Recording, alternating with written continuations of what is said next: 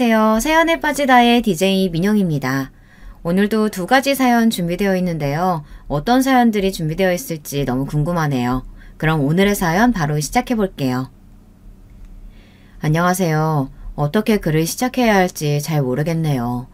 워낙 글솜씨가 없어서 제 사연이 여러분께 잘 전달이 될지는 모르겠지만 최대한 기억을 잘 더듬어 조리 있게 써내려가 보겠습니다. 저희 남편은 가구 디자이너예요. 그것도 꽤 유능하고 돈도 잘 버는 유명 디자이너죠. 원래는 국내 모 기업의 인테리어 회사에서 일을 했었지만 지금은 외국계 회사의 미국 지사에서 근무하고 있어요. 저도 그런 남편을 따라 딸아이를 데리고 미국에 와서 살림을 하고 있고요. 처음에 외국살이에 적응하기가 좀 힘들었지만 지금은 매일매일 행복한 일상을 보내고 있습니다. 저희 가족이 이런 행복을 얻기까지는 참 많은 일들이 있었어요.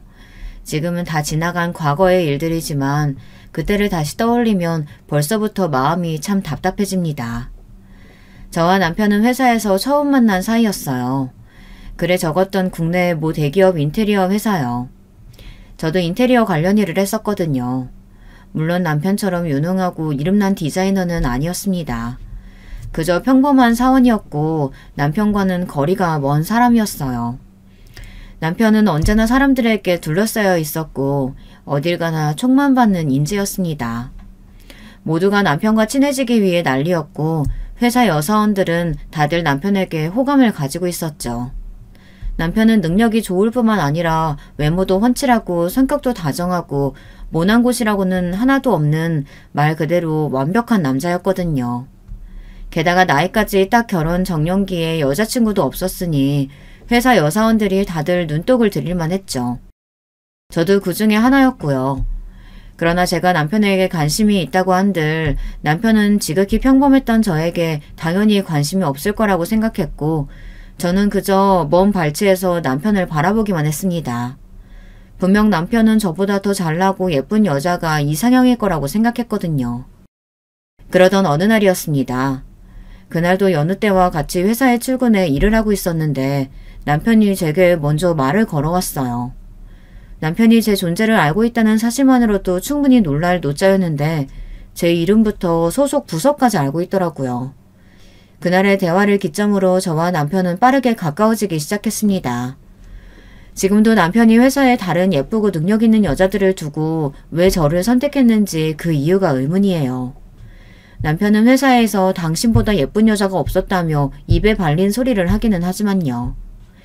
그렇게 연인 사이가 된 저와 남편은 얼마 지나지 않아 결혼 이야기를 나누게 되었습니다. 남편은 저와 결혼하면 정말 행복할 것 같다, 당연히 결혼할 생각이 있다 말하면서도 어딘가 조금 망설이는 눈치더라고요. 그래서 혹시 무슨 문제라도 있냐 물으니 남편은 사실 지금껏 하지 못했던 이야기가 있다며 남편의 어머니 이야기를 꺼냈습니다. 우리 어머니께서 조금 특이하셔. 우리 부모님 나 어렸을 적에 이혼하셨다는 얘기는 했었지. 정확한 이유는 모르겠지만 아마 어머니 때문일 거야. 어머니에 대해 너한테 전부 다 말해주면 괜히 선입견 생길까봐 자세히 이야기해주진 못하겠지만 이상한 점이 좀 많으신 분인 건 인정해. 하지만 알고 보면 그렇게 나쁜 분은 아니셔. 결혼 후에 너한테까지 피해가는 일 없게 최대한 노력해볼게. 더 자세히 캐묻지 말고 그냥 나 한 번만 믿어주라.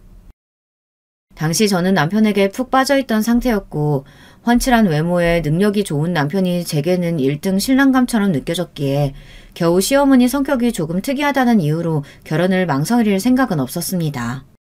당연히 괜찮다 답했고 그렇게 저와 남편의 결혼 준비는 일사천리로 진행되었습니다.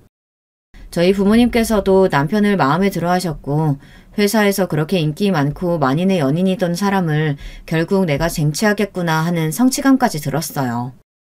남편의 말에 지레 겁먹고 만나뵈었던 시어머니도 생각보다 너무 멀쩡하신 분 같았고 남편이 왜 그렇게까지 걱정했는지 이해가 되지 않을 정도였습니다.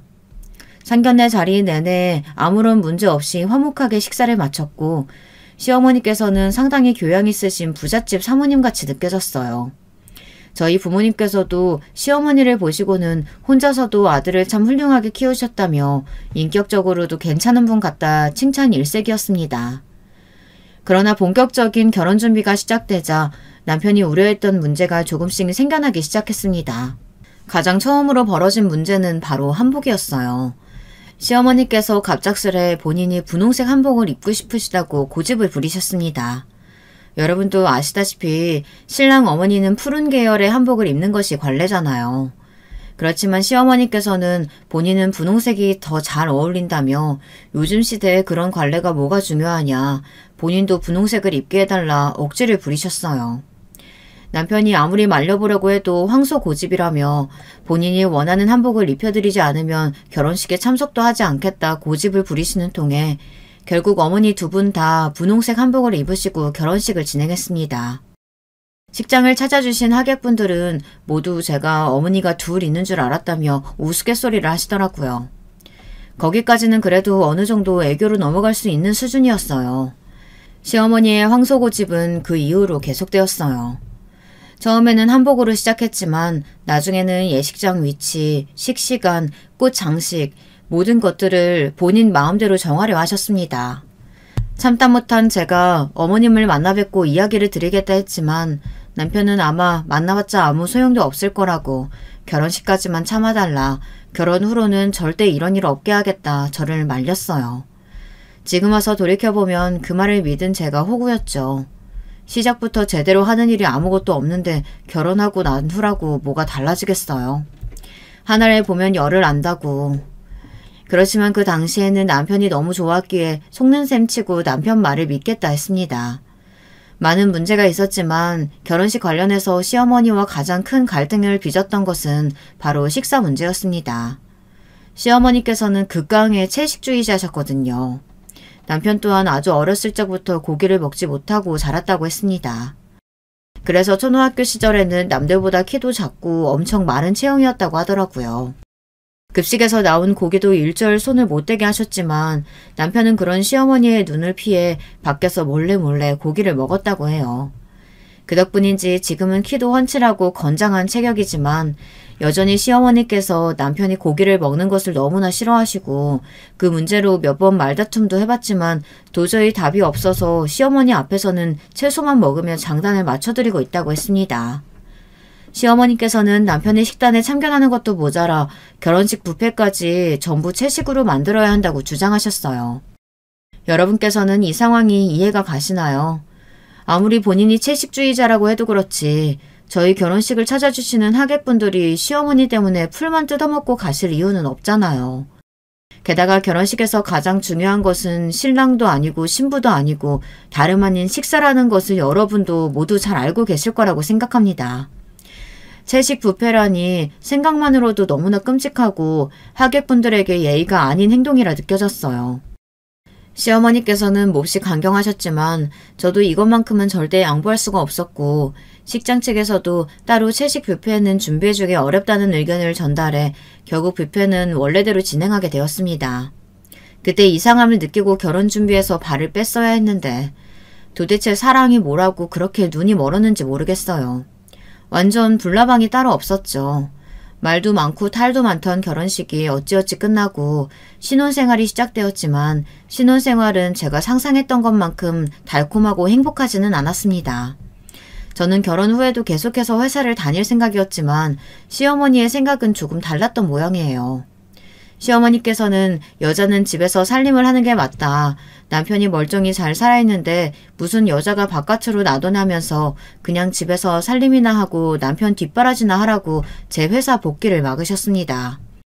남편 또한 돈은 본인이 벌어올 테니 제가 집에서 살림을 해주길 바라는 눈치였고요. 조금 아쉽기는 했지만 남편이 유능하고 벌이도 좋은 사람이었으니 크게 고집 부리지 않고 회사를 그만두었어요. 저희가 신혼생활이 시작했던 곳은 신축 아파트였는데요.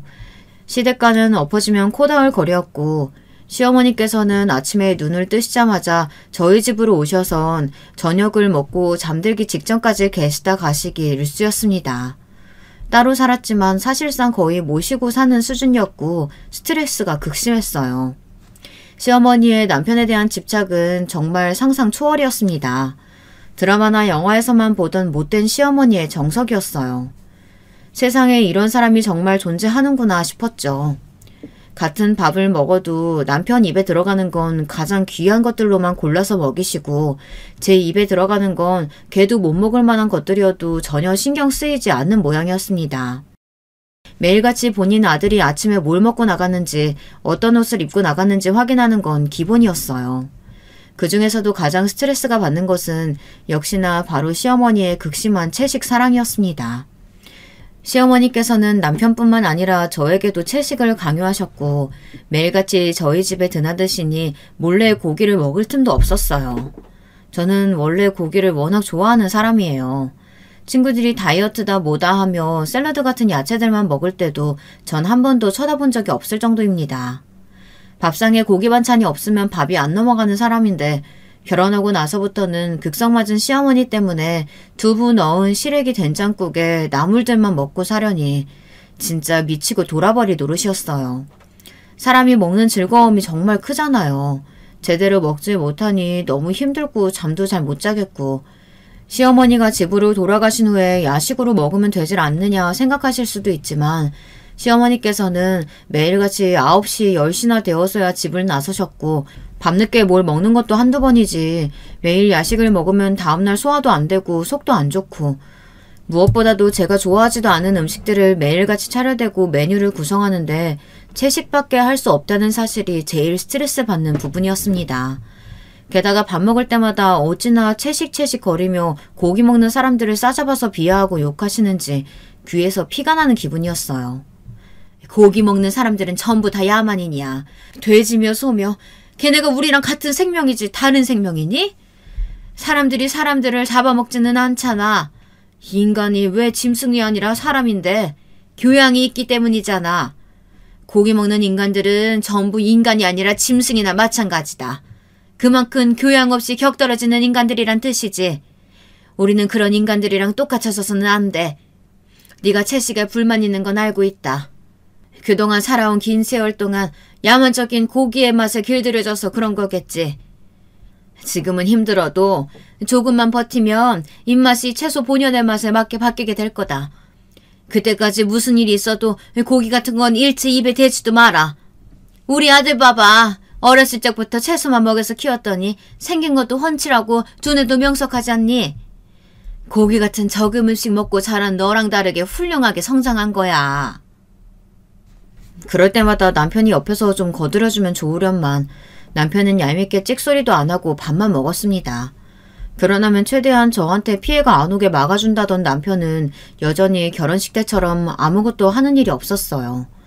시어머니 앞에서는 한마디도 못하고 뭐든 내내 거리면서 시어머니 말이면 죽는 신용이라도 할 기세였습니다. 그러면서 시어머니께서 집으로 돌아가신 후 새벽에 야식으로 치킨을 시켜달라느니 라면을 끓여달라느니 뻔뻔하게 부탁하는 모습을 보면 우라가 치밀었어요. 어머니께서 그렇게 채식으로 키웠다는 남편이 뒤로는 치킨이며 라면이며 원하는 대로 다 먹고 다닌다는 사실을 콱 불어버리고 싶을 정도였습니다. 남편이 괜히 내 편이 아니라 남편이라고 불리는 게 아니더라고요. 게다가 시어머니의 문제는 채식뿐만이 아니었습니다. 앞으로 이야기할 것들에 비하면 사실 채식 정도는 귀여운 수준이라고 할 수 있었죠. 일단 시어머니께서는 외모에 대한 집착이 너무나도 심했습니다. 물론 여자들은 나이를 먹어도 다 똑같은 거 알고 있어요. 저부터도 한 아이의 엄마가 되었지만 여전히 꾸미는 데에 관심도 많고 외모를 신경 쓰니까요. 하지만 시어머니께서는 외모 욕심이 과해도 너무나 과하셨습니다. 아침 저녁으로 오이팩을 하시질 않나, 피부에 좋다고 우유를 들이채로 사와서 우유 목욕을 하시지 않나, 채식주의자라면서 생명을 아까워하신다는 분이 소들을 착취해서 짜낸 우유를 사용해도 아무렇지 않으신 모양이었습니다. 그저 본인 입에만 안 들어가면 다인가 싶었어요. 게다가 각종 밍크 코트며 어울리지도 않는 명품 옷들을 홈쇼핑에서 나오기만 하면 중독자처럼 사들였어요. 저보다 옷이 더 많을 정도였습니다. 생명을 아껴야 한다며 목을 부르짖어 채식을 외치시던 분이 밍크 코트가 웬 말인가요? 이 얼마나 어불성설인가요? 시어머니께서는 본인 입으로 들어가는 생명은 안타깝고 본인 몸에 걸치는 생명은 전혀 안타깝지 않으셨는지 매일같이 가죽옷을 사들이셨어요. 물론 거기까지는 본인의 취향이니 조금 모순적인 부분이 있어도 그러려니 하고 넘어갈 수도 있었습니다. 하지만 가장 큰 문제는 시어머니께서 비싼 옷과 가방들을 사들이시는 돈이 전부 남편 주머니에서 나오는 것들이라는 사실이었어요. 남편은 그동안 어머니께서 본인을 혼자 키우시며 고생을 많이 하셨으니 이 정도는 생활비 개념으로 드리는 걸로 이해해달라 부탁했지만 제가 느끼기에는 생활비 정도가 아니었어요. 그놈의 모임은 또 어찌나 많은지 제가 봤을 때는 다 이상한 모임이었어요.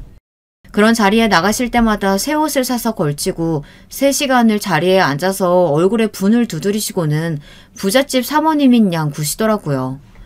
그러면서 남에게 조금이라도 흐트러진 모습을 보이는 걸 극도로 싫어하셨습니다. 꼭 강박증이라도 있는 사람 같았어요. 저에게 하루가 다르게 오늘 본인의 얼굴이 어떻냐 저렇냐 물어보시고 하루 종일 손거울을 손에서 놓으시지 않았습니다. 본인은 아니라고 주장했지만 공주병 그 자체였어요. 시어머니 얼굴에 작은 뾰루지라도 나는 날에는 집 전체가 재앙이었습니다. 하루 종일 그 뾰루지를 들여다보며 괜찮아졌니 어쨌니 얘기를 늘어놓으시고 이것 때문에 얼굴이 다 망했다느니 소리를 지르시질 않나 갑자기 우시지를 않나 처음엔 그런 시어머니의 모습을 봤을 때는 좀 불경스러운 말이지만 치매가 오신 줄 알았어요. 보통 노년의 여성이 얼굴에 뾰루지 하나 났다는 이유로 사춘기 소녀처럼 속상해하지는 않잖아요. 그만큼 제 눈에는 시어머니의 모습이 정상적인 사람처럼 보이질 않았습니다. 이런 시어머니의 예민한 기질은 외모뿐만이 아니라 다른 곳에도 똑같이 적용되었어요. 시어머니께서는 빨래며 설거지며 본인만의 방법이 정해져 있었고 제가 반드시 그 방법과 똑같이 집안일을 따라야 했습니다. 접시 놓는 자리, 국그릇 놓는 자리가 따로 있을 정도였고 제가 어쩌다 그렇게 하지 않고 다르게 그릇을 놓으면 불같이 화를 내시며 자리를 왜 지키지 않았냐고 짜증을 내셨어요. 빨래 또한 본인 방법대로 개놓지 않으면 아무렇게나 펼쳐서 저에게 던지시면서 다시 접으라고 고래고래 소리를 지르셨습니다. 무슨 강박증 환자도 아니고 도대체 내가 왜 이렇게까지 해야 하나 싶어 남편에게 이야기를 꺼내봐도 우리 어머니 유별나시다고 했잖아. 결혼 전에도 다 이야기했었는데 왜 이제 와서 모르는 척 이야기하냐? 뻔뻔한 대답뿐이었고 너무 짜증이 났어요. 제 손으로 선택한 남편이지만 너무나 후회스러운 기분이었습니다. 저런 인간 뭐가 좋다고 뭘 믿고 이런 생지옥에 스스로 걸어들어왔나 싶었죠. 다른 것들은 다 그렇다 치고 100번 참고 넘어가도 근본적으로 가장 견딜 수 없었던 것은 바로 저에 대한 무시와 폭언이었습니다. 시어머니께서는 본인 아들을 너무나 사랑하시는 분이었고 아마 이 세상 어떤 여자를 데려와도 본인 아들이 더 아깝다고 말할 만큼 아들에 대한 자부심이 대단하셨어요. 어떻게 처음 인사드리러 갔던 날 그렇게 인자한 얼굴로 아무렇지도 않은 척 연기를 하실 수 있었는지 신기할 따름이었습니다. 틈만 나면 저에게 본인이 어떻게 아들을 키워냈는지, 이혼한 후 어떤 고생들을 하며 지내셨는지 옛날 이야기들을 쏟아내셨고 하도 들어서 이야기 패턴까지 다 기억할 정도입니다. 남편하고 갈라서고 나서 세상이 얼마나 막막하던지. 요즘 같은 세상에야 여자들이 아무렇지 않게 남자들처럼 대접받고 살아가지. 나 때만 해도 여자들은 혼자서는 아무것도 못하는 존재였다. 나 하나 되니까 이렇게 네 남편을 훌륭하게 키워낸 거야. 그때 엄마들 봐라. 고기랑 가공식품이 얼마나 몸에 안 좋은지도 모르고 소세지며 라면이며 지들 자식한테 아무렇지도 않게 먹이니 애들이 그렇게 매가리도 없고 볼품없게 자라지. 난 그때부터 선견지명이 있었던 거야. 우리 아들 봐봐라. 얼마나 잘 컸니? 얼굴도 잘생겨, 키도 커, 공부도 잘해. 성격도 어쩜 저렇게 좋아. 아유, 어쩜 저렇게 나를 쏙 빼닮았는지 몰라. 이게 다 내가 어렸을 적부터 채식을 시켰던 탓이다. 몸에 안 좋은 고기 먹지 않고 자라니 뭣도 모르는 인간들이 떠들어대는 말과는 다르게 오히려 키가 더 컸잖아. 게다가 성격도 야만스럽지 않고 말이야. 아유, 그에 반해 너는 아유, 어렸을 적부터 얼마나 고기를 먹고 자랐는지 뻔히 보인다 보여. 본인 자랑을 하고 싶으시면 자랑만 하실 것이지 시어머니께서는 언제나 자랑 끝에 저와 제 부모님을 깎아내리는 이야기를 꼭 넣으셨어요. 그렇게 선견지명이 있으시고 남들과는 다르시다는 분이 듣는 사람 기분 하나를 생각 못하시는지 아니면 기분이 나쁘든 말든 신경 쓰지 않으시는 건지는 모를 일이지만 당연히 듣는 저로서는 그닥 유쾌한 경험은 아니었습니다. 신혼 시절에는 몇 번 말대꾸도 해보고 다른 건 모르겠는데 저희 부모님 험담은 하시지 말아달라 부탁도 드려보기도 했어요. 그때마다 돌아오는 것은 불같은 역정이었습니다. 본인이 언제 우리 부모님 험담을 했느냐니, 잘못된 것을 잘못되었다 말도 못하냐느니, 역시 멍청한 애라 말 속에 담긴 큰 뜻을 알아채지 못한다느니, 배로 쏟아지는 잔소리에 결국 입을 다물게 되더라고요. 뭐 얼마나 큰 뜻이 담겨있는 말씀이신진 몰라도 적어도 제가 듣기에는 그저 본인 자랑에 불과했습니다. 그렇게 매일같이 아파트에 갇혀 시어머니와 함께 보내는 지옥 같은 나날들이 계속되었어요. 이러다가는 정말 정신병이라도 걸리는 게 아닌가 싶을 정도였습니다. 남편은 이미 꼴도 보기 싫은 사이였고 남편과 사이가 멀어지니 시어머니가 더더욱 미워 보였어요. 그즘 시어머니께서는 결혼한 지가 언젠데 아직도 아이가 안 들어서냐며 혹시 제 자궁에 무슨 문제가 있는 게 아니냐는 망언을 쏟아내셨습니다. 솔직히 아이가 생기지 않는 것이 여자 탓만은 아니잖아요. 과학적으로는 오히려 남자 씨앗 문제라는 이야기도 있고요. 날짜에 맞춰 관계를 가지고는 있었지만 임신 소식은 쉽게 찾아오질 않았어요. 시어머니께서는 이게 다 네가 고기를 먹고 와서 그런 거라며 또 말도 안 되는 소리를 쏟아내셨습니다. 몸속에 독소가 아직 다 배출이 되지 않는 거다. 조금 더 채식을 하다 보면 좋은 소식이 있을 거라는 말도 안 되는 말씀을 하시는데 남편은 옆에서 아무 말도 하지 않고 제 탓에 동조를 하더라고요. 그 모습을 보니 아이고 뭐고 생기기 전에 이혼하는 게 맞지 않나 싶어질 정도였답니다. 그렇게 얼마 지나지 않아 아이가 저희 부부에게 찾아왔고 임신기간 동안만큼은 시어머니 곁에서 벗어나 마음 편하게 태교를 하고 싶었어요. 그렇게 사랑에 맞닿는 아들 집에 오지 말란 말씀을 드렸다간 불같이 화를 내시게 뻔하니 적어도 아이가 뱃속에 있는 동안에는 내가 이 집을 떠나 있어야겠다는 생각이 들었습니다. 결국 저는 남편에게 임신기간 동안 친정에 가서 지내겠다고 통보를 했어요. 남편은 그게 무슨 소리냐며 말도 안 되는 소리라고 제 의견을 일축하려 했지만 전 단호했습니다. 이 집에서 시어머니와 함께 지냈다가는 들어선 아이도 질려서 도망갈 거라고요. 임신한 동안에만이라도 마음 좀 편하게 지낼 수 있게 해달라는 말에 남편은 결국 저의 친정행을 허락했습니다. 사실 허락한다는 말도 우스워요. 남편이 제 윗사람도 아니고 제 행동을 일일이 보고하고 허락받을 필요는 없죠. 그러나 그때는 저도 모르게 그렇게 생각이 되었나 봐요. 매일같이 하는 일이 집에서 시어머니의 아들 자랑을 들으며 여자는 살림을 해야 한다, 남자 뒷바라지를 하기 위한 존재다 하는 이런 쓸데없는 이야기를 듣는 것이었으니까요. 아마 임신기간 동안 친정에서 지내지 않고 시어머니와 계속해서 시간을 보냈다면 태교에도 큰 문제가 있었을 거예요. 친정에서 보낸 10달은 정말 행복한 시간이었습니다. 멀쩡한 남편과 시댁을 두고 친정으로 돌아오겠다는 제 말에 부모님께서는 처음에는 의아한 반응을 보이셨어요. 그동안 부모님께는 제가 결혼 생활을 하며 겪은 수모와 시어머니의 이상한 점들에 대해 일부러 말씀을 드리지 않았거든요. 하나뿐인 딸이 남들보다 일찍 결혼해서 집에서 살림만 하며 지내는데 그마저도 행복하지 않는다는 이야기를 전해 들으시면 얼마나 속이 상하시겠어요. 부모님께서는 혹시 남편과의 사이에 문제가 있냐, 싸웠냐, 아니면 시어머니께서 구박을 하냐 걱정 섞인 질문들을 던지셨지만 저는 그저 고개를 가로저었습니다. 결혼 생활에는 아무 문제가 없고 그저 임신기간 동안만큼은 조금 편하게 지내고 싶어서라고 답했어요. 아무리 남편과 사이가 좋고 시어머니께서 잘 대해주신다고 하더라도 제가 평생을 자라온 친정과는 비교가 되지 않을 테니까요. 제 말에 어머니께서는 조금 의문이 남으신 표정이었지만 물어봤자 제가 대답하지 않을 거라고 생각하셨는지 더 이상은 캐묻지 않으셨습니다. 그렇게 딸아이를 출산하기까지 10달 정도를 친정부모님과 함께 마음 편하게 보냈어요. 여느 부모 자식 사이가 그렇듯 자라오면서 항상 사이가 좋고 다정하기만 한 모녀관계는 아니었지만 시어머니와 비교하면 친정어머니는 천사가 따로 없더라고요. 항상 듣기 싫다고만 생각했던 어머니의 잔소리가 천사의 노랫소리처럼 감미롭기까지 했습니다. 때 되면 어머니께서 임산부에 좋은 음식으로 밥을 차려주시지 빨래며 설거지며 본인은 손 하나 까딱하지 않으시면서 트집만 잡아대는 시어머니가 없으니 정말 살 것 같더군요. 그렇게 꼴보기 싫던 남편도 오랜 기간 떨어져 지내니 조금은 보고 싶기도 하고요.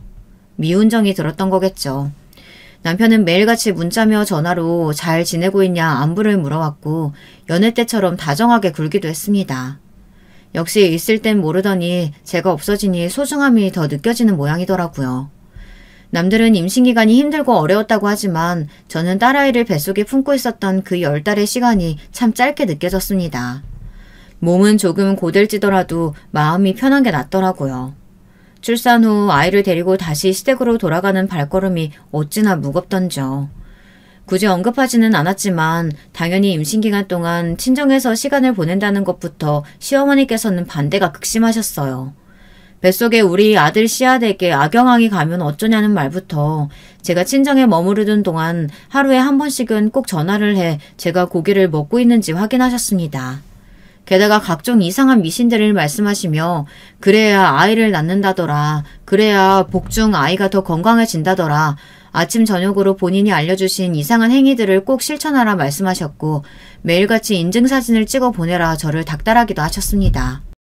그러나 제가 미쳤다고 친정까지 가서 시어머니 말에 휘둘리겠어요. 시어머니께는 채식을 하고 있다. 걱정하시지 말라 말씀드려놓고는 어머니가 끓여주시는 소고기 미역국을 마음껏 먹었죠. 임산부가 채소만 먹으면 쓰겠나요? 그러다가 아이를 낳기도 전에 제가 먼저 골로 갈지도 모르는 일인데 말입니다. 당연히 시어머니께서 저한테 시키신 이상한 미신 행위들도 일체하지 않았지만 어머니께는 잘하고 있다 거짓말을 했어요. 본인 눈앞에 없으니 어떻게 확인을 하겠어요. 솔직히 여러분은 그런 미신을 믿으시나요? 아들 낳으려면 이래야 한다더니 저래야 한다느니 하는 것들이요. 시어머니께서는 주변에 아들 낳은 집이 있으면 꼭 직접 방문해서 기를 받아야 한다. 집에 분홍색 물건들은 다 치워야 한다. 말도 안 되는 말씀들을 진짜 과학적인 증거라도 되는 듯 맹신하며 제게 강요하셨습니다. 그러나 제 뱃속의 아이는 시어머니께서 간절히 바라시는 아들이 아니라 딸이었어요. 딸이라는 사실을 전해 들으시고는 어찌나 대놓고 실망을 하시던지요.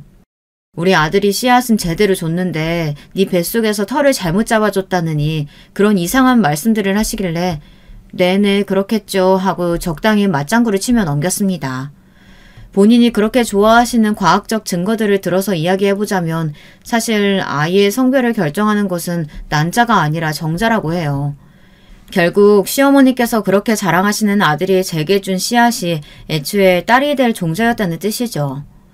그러나 그 자리에서 어머니와 제 탓이네 남편 탓이네 왈가왈부하며 신랑이를 버리고 싶은 생각은 전혀 없었기에 입을 다물고 있었습니다. 시어머니의 상식 밖의 행동은 아이가 태어난 후에도 계속되었어요. 따져보면 아이가 태어난 후로 더욱 심해졌다고 할 수도 있겠네요. 제가 가장 스트레스를 받았던 부분은 역시나 시어머니의 지독한 채식 사랑이었습니다. 시어머니는 저희 딸에게도 일체 고기를 먹여서는 안 된다. 아이의 이유식에 들어가는 재료들을 일일이 본인이 확인하고 검사하셨어요. 솔직히 제 입에 들어가는 것은 100번 양보해서 시어머니께 어찌어찌 맞춘다고 하더라도 엄마가 된 입장에서 아이 입에 들어가는 것은 도저히 양보가 안 되잖아요. 시어머니께 병원에서 아이에게 고기를 꼭 먹으라고 했다.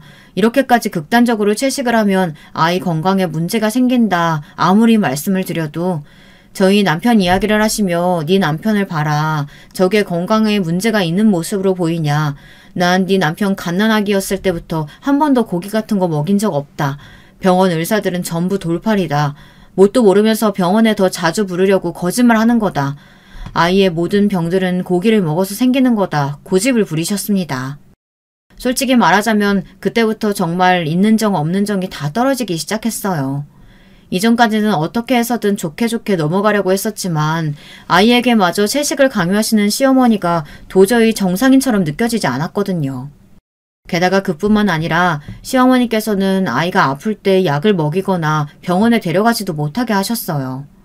혹시 아나키라는 말 들어보셨나요? 약 안 쓰고 아이를 키우기의 준말로 말 그대로 약을 안 쓰고 아이를 키우는 사람들을 칭하는 용어예요. 시어머니께서는 아픈 아이를 병원에 데려가 치료하지 않고 자연치유를 한답시고 끙끙 앓게 두면서 아이가 몸 공부를 하고 있다고 말도 안 되는 주장을 하셨습니다.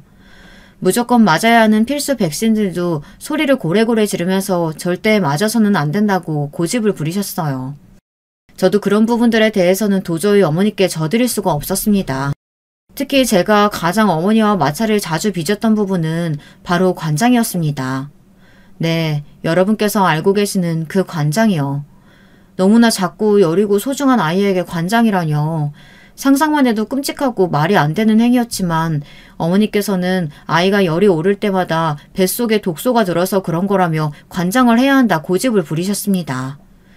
다행히도 남편 또한 채식까지는 어찌어찌 어머니 고집에 맞추고 있었지만 아이를 병원에 데려가지 않고 이상한 방법으로 치료하려 하시는 시어머니의 행태까지는 이해가 불가능했는지 그만 좀 하시라며 제 편을 들었어요. 만약 남편마저 시어머니의 장단에 맞춰 아이에게 이상한 짓을 하려고 했다면 저는 더 이상 참지 못하고 그대로 이혼을 결심했을 것 같아요. 시어머니께서는 본인이 주장한 치료법들이 하나같이 먹히지 않자 그러다 후회할 거다. 원래 사람 몸은 자연적으로 다 치유가 되는 것인데 어렸을 적부터 약에 의존하여 살다 보면 나약해지는 것이라 혀를 차셨습니다. 어머니 제발 좀 그만하세요. 그러는 어머니께서는 어렸을 적에 아프면 약도 드시고 병원도 가셨을 거 아니에요. 그리고 제 남편은요? 남편도 어렸을 적에 아프면 약 먹고 병원도 가고 할 거 다 했다던데 왜 저희 애한테만 그러시는 거예요? 그리고 저희 딸 어머니 아이 아니에요. 하나부터 열까지 어쩜 그렇게 어머니 마음대로만 하려고 하세요? 뭐가 내 애가 아니야? 우리 아들 애니까 내 애나 다름없지. 너 지금 애 낳았다고 유세냐? 아들도 못 낳고 쓸데없는 딸이나 낳은 주제에 뭐가 그렇게 살았다고 시애미한테 눈을 똑바로 뜨고 대들어? 그래, 나나 우리 아들이나 예전부터 아프면 약 먹고 병원 가고 다 했다. 그러니 지금 조금만 아프면 골골대는 거 아니야. 내가 설마 내 소녀 잘못되라고 이상한 걸 시키겠니? 나랑 내 아들은 실패했으니 우리 손주라도 건강하게 살 수 있도록 내가 도와주는 거잖아. 아휴, 이미 고기 먹여서 반쯤은 실패했지만 병원이라도 안 가야지. 너 무지도 죄라고 했어. 나중에 네 애한테 미안하지도 않을 것 같니? 엄마가 돼서는 아이 몸에 대해서 공부하고 노력을 해야지. 조금 아프면은 바로 병원에 데려가고 무슨 성분이 들어있을지도 모르는 약 먹이고 그래도 되는 거야? 시어머니께서는 도저히 대화가 통하는 상대가 아니셨습니다.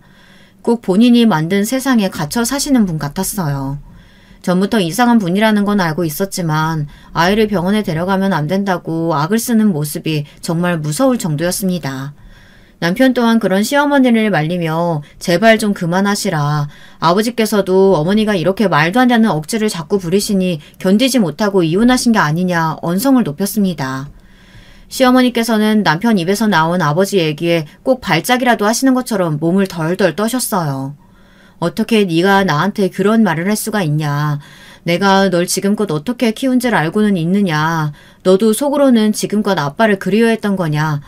키워준 애미보다 씨앗만 뿌리고 사라진 애비가 더 소중했던 거냐. 이런 말도 안 되는 말씀을 쏟아내시더라고요. 그런 게 아니라고 아무리 말씀드려봤자 시어머니께서는 배신감에 치를 떨며 미친 사람처럼 소리를 고래고래 지르셨어요. 결국 남편에 의해 강제로 집 밖으로 끌어나가셨습니다. 시어머니의 고함 소리에 아이는 자지러지게 울고 저도 정말 울고 싶은 기분이었어요. 그 일이 있은 뒤로 시어머니께서는 한동안 저희 집을 찾지 않으셨습니다. 아이가 어떻게 지내고 있는지, 남편 밥은 잘 해 먹이고 있는지 하루에 한 번씩은 꼭 전화해서 꼬치꼬치 캐묻고 트집을 잡으시던 분이 웬일인지 전화도 하지 않으시더라고요. 그렇게 본인 목숨처럼 아끼시던 아들이 본인 편을 들지 않고 제 편을 든 것이 충격적이었던 것인지 아니면 아들 입에서 나온 아버지 이야기가 충격적이었던 것인지 어느 쪽인지는 알 수 없었지만 저로서는 어느 쪽이든 앞으로 시어머니의 참견이 사라진다면 대환영이었습니다. 그렇게 한동안 시어머니와의 연락 없이 평화로운 나날들이 이어졌어요. 이대로 쭉 지낼 수만 있다면 정말 더할 나위 없겠다 싶을 정도였습니다. 솔직히 말해서 길면 일주일 정도 갈 거라고 생각했던 시어머니의 시위 아닌 시위는 상당히 오랜 기간 계속되었어요. 거의 한 달여간을 찾아오시지도 않고 연락도 일절 안 하셨거든요. 처음에는 저러다 제풀에 지쳐 다시 연락을 해오실 거라고 신경 쓰지 말라던 남편도 기간이 그쯤 되니 마음에 걸리기는 하는 모양이었습니다. 결국 저와 남편은 딸아이를 데리고 시댁을 찾았어요. 시어머니께서는 여전히 기분이 상하신 듯 보였지만 저희를 매정하게 내치지는 않으셨습니다. 시어머니께 먼저 손을 내밀어 사과를 드리기는 했지만 앞으로도 시어머니께서 요구하시는 대로 아이에게 채식을 시키거나 아플 때 약 대신 민간요법을 사용할 생각은 추호도 없다는 뜻을 분명하게 전했어요. 시어머니께서는 별 대꾸 없이 너희들 알아서 하라는 식이었고 어머니께서도 이제 포기를 하셨구나 싶었습니다. 그렇게 시어머니께서는 다시 저희 집을 드나드시며 예전처럼 지내기 시작하셨어요. 물론 여전히 저와 남편이 먹는 음식은 철저히 채식으로 먹으라 참견을 하셨지만 적어도 아이와 관련된 문제는 더 이상 언급하지 않으셨습니다. 게다가 시어머니께서는 딸을 몹시 예뻐하셨어요. 그런 모습을 보고 그래, 그래도 시어머니 손주인데 설마 이상한 마음에서 그런 짓을 하시지는 않았겠지. 시어머니께서도 시어머니 나름대로 아이를 위하는 마음에서 그러셨던 거겠지.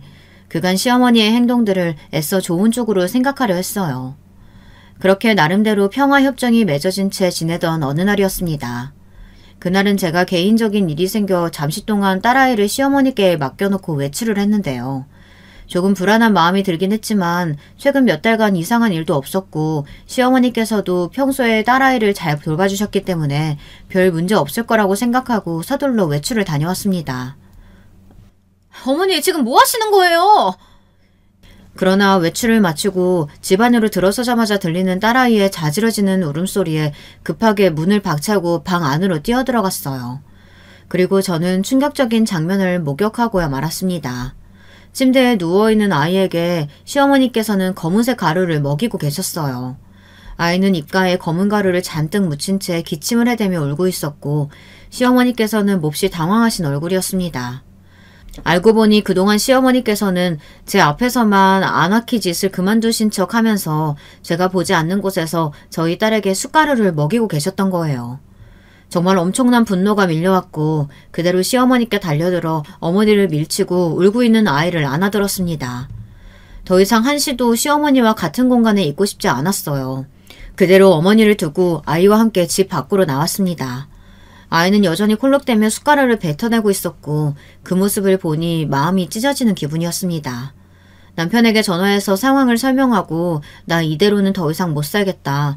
당신이 시어머니와 인연을 끊든 내가 당신과 이혼을 하든 둘 중 하나다 말하자 남편은 잠시 대답이 없더니 알겠다며 퇴근 후에 다시 이야기하자고 했어요. 그렇게 저녁이 되어 남편과 함께 집에 돌아오니 시어머니께서는 숟가락을 깨끗이 치워놓고 사라지셨더라고요. 마치 아무 일도 없다는 듯이 말이에요. 남편은 솔직히 말하자면 본인도 이제 슬슬 한계인 것 같다며 어머니의 기행을 더 이상 두고 보기 힘들다고 하더라고요. 그동안은 그래도 본인을 키워주신 어머니시니 최대한 이해하고 받아들여 보려고 노력했지만 남편도 부모가 되어보니 자식이 고통받는 모습은 도저히 견디기가 힘들었던 모양입니다. 그러나 평범한 방법으로는 어머니를 완벽히 떼어놓기 힘들 것 같았고 남편과 함께 밤새 머리를 굴린 끝에 저희는 한 가지 방법을 생각해냈어요. 그렇게 저희 남편은 얼마 후 갑작스럽게 해외 출장을 떠나게 되었습니다. 소식을 들으신 시어머니께서는 슬그머니 다시 저희 집으로 찾아오셨어요. 그동안 제 눈치를 보고 계셨던 것이 아니라 남편이 딸아이 문제로 화를 낼까봐 한 수 접고 계셨던 것일 테니까요. 역시나 예상대로 시어머니께서는 아이에게 숟가루를 좀 먹인 것이 뭐가 그리 문제냐고 다 애 건강해지라고 그런 거다. 숟가루를 먹으면 해독작용도 되고 좋다더라. 말도 안 되는 말들을 나부대셨고 저는 그럼 제가 보는 앞에서 시어머니께서도 숟가루를 한번 드셔보시라고 그런 말이 목 끝까지 차올랐지만 애써 삼켜냈어요. 그 일이 벌어진 뒤로 남편은 시어머니께 별말 하지 않았으니 남편은 이 일을 용서하고 넘어가기로 했다고 생각하시는 모양이었습니다. 제가 대꾸를 하지 않자 남편 짐은 잘 챙겨주었냐. 외국으로 출장을 다니다니 우리 아들 능력도 좋지. 너는 우리 아들 같은 남자 만나서 참 복받은 거다. 연신 남편 칭찬을 늘어놓으셨고 저는 그러든지 말든지 한 귀로 듣고 한 귀로 흘리며 아이를 돌봤습니다. 그렇게 남편이 출장을 떠난 지 정확히 일주일째 되는 날이었어요. 그날도 시어머니와 함께 오후를 보내던 중이었고 모르는 번호로 연락이 왔습니다. 대호씨 아내분 맞으신가요? 이런 소식 전해드리게 되어서 정말 유감입니다. 대호씨가 출장 중에 차 사고로 인해 목숨을 잃으셨어요. 어젯밤에 대호씨께서 타고 계시던 차를 대형 트럭이 덮치는 사고가 있었어요. 병원에 실려가셔서 밤새 치료를 받으셨지만 결국 자세한 사건 경위와 관련된 문제는 다시 연락드릴게요. 삼가 고인의 명복을 빕니다. 전화기 너머로 들려오는 낯선 남자의 목소리에 가슴이 쿵쿵 뛰었습니다. 아이에게 밥을 먹이던 중이라 스피커폰으로 통화를 했기에 모든 내용은 전부 시어머니도 함께 듣고 있었어요. 시어머니께서는 이게 무슨 말이냐며 지금 저 사람이 무슨 말도 안 되는 이야기를 하는 거냐며 고래고래 소리를 지르셨고 이미 끊긴 전화에 대고 미친 사람처럼 화를 내셨습니다. 저 또한 당황스러운 마음이었어요. 시어머니께서는 말도 안 된다며 우리 아들이 이렇게 허망하게 세상을 떠날 리 없다. 아무 일도 없다는 듯 다시 연락이 올 거다. 본인 전화기를 붙잡으시고 남편에게 계속 전화를 거셨지만 당연히 받을 리가 없었습니다. 충격이 크셨는지 제대로 걸으시지도 못하는 모습에 집까지 모셔다 드릴까 물었지만 잠시 동안 소파에 주저앉아 멍하니 허공을 응시하던 시어머니께서는 이내 눈빛이 돌변하셨어요. 너 이년, 이 악마 같은 년, 네가 우리 아들 잡아먹은 거야. 네가 시집 온 이후로 제대로 풀리는 일이 하나도 없어. 우리 아들이 얼마나 나밖에 모르던 착한 아들이었는데 어느 날부터 갑자기 대들기 시작하더니 네가 뒤에서 몰래 우리 아들 꼬드겼지? 하늘에서 네 년한테 천벌을 내린 거야. 우리 착한 아들은 그 벌을 대신해서 받은 거고 네가 우리 아들 잡아먹은 거야. 이 악마 같은 년아. 내 더러운 핏줄을 데리고 당장 내 눈앞에서 사라져. 꺼지란 말이야.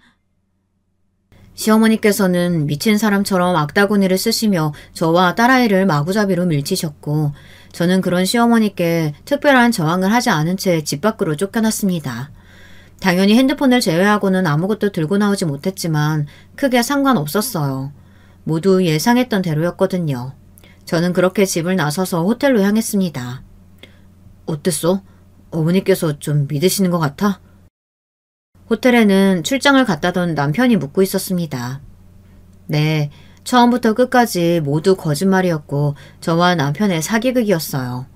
아무리 머리를 굴려봐도 남편이 이 세상에서 사라지지 않는 이상 시어머니와 남편의 질긴 인연을 끊기가 어려워 보였거든요.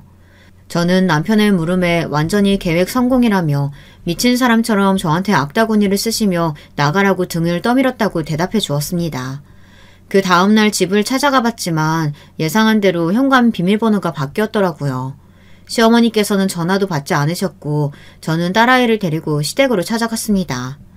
시댁 문을 한참 동안 두드렸지만 안에서는 아무런 인기척이 없었어요. 아무래도 시어머니께서는 저희 아파트에서 지내고 계신 것 같았습니다.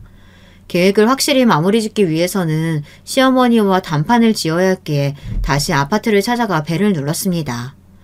안에 계신 거 다 안다. 얘기 좀 하자. 최대한 불쌍한 목소리를 내며 한참 동안 사정을 하니 드디어 문을 열어주시더라고요. 아들도 죽은 마당에 내가 너랑 얼굴 마주하며 살아야 할 이유가 뭐가 있니? 너한테 넘겨줄 유산이며 재산 아무것도 없으니까 뭐 받아갈 생각하지 말고 조용히 사라져라. 네가 우리 아들 잡아먹은 건 하늘에서 내리신 천벌이라 생각하고 참아줄 테니까. 어머니, 남편이 죽은 게 어떻게 저 때문이라고 그러세요. 이렇게 저 쫓아내시면 전 어떻게 살아요. 저 결혼한 뒤로 일도 그만뒀고 수중에 한 푼도 없는 거 잘 아시잖아요. 시끄러워. 더 이상 너 같은 년 꼴도 보기 싫으니까 다시는 찾아오지 마라. 한 번만 더 찾아오면 경찰에 신고할 테니까 그렇게 알아. 그렇게 아파트 문이 쾅 닫혔고 완벽한 계획 성공이라는 생각에 저도 모르게 웃음이 나왔습니다. 시어머니께서 남편의 재산을 다 가져가셨다고 하지만 사실 시어머니가 가지고 가신 돈은 남편 재산의 극히 일부였거든요. 시어머니께서 남편의 돈으로 명품들을 사드렸다고 했던 거 기억하시죠? 평소 시어머니께서는 저를 믿을 수 없다며 남편의 월급을 본인이 관리하셨어요. 시어머니께서는 남편의 월급과 재산을 전부 본인이 통제하고 있다고 생각하셨지만 사실 시어머니가 가지고 계셨던 것은 하도 본인이 돈 관리를 하시겠다 고집을 피우시는 통에 만들어드렸던 가짜 월급 통장이었습니다. 진짜 돈을 모아두던 통장은 따로 제가 관리하고 있었고 시어머니께서 가지고 계시던 통장에 들어있는 금액과 비할 바가 못 되었어요. 시어머니께서는 이 사실을 아실 리가 없으셨으니 본인이 남편의 모든 재산을 다 가져갔다고 생각하실 테고 제게서 더 뜯어낼 것이나 상의할 문제가 없다고 생각하실 테니 더 이상 저에게 연락을 하지 않으실 거라고 예상했습니다. 역시나 예상대로 그 뒤로 시어머니께서는 제게 일절 연락이 없으셨어요. 이러기를 바라고 진행한 계획이었긴 했지만 그래도 제 딸아이는 시어머니 핏줄이기도 한데 한편으로는 지독하게 매정하다는 생각이 들기도 했습니다.